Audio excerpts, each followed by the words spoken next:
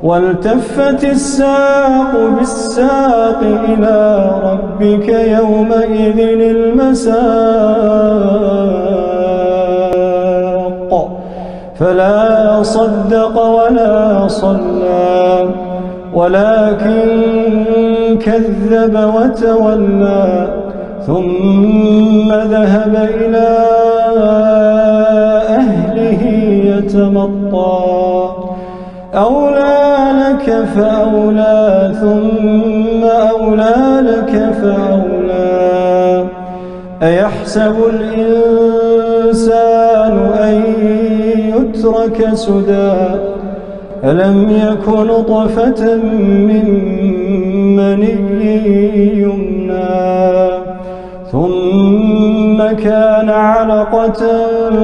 فخلق فسوى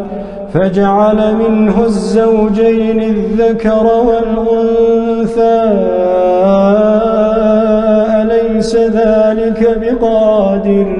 أليس ذلك بقادر على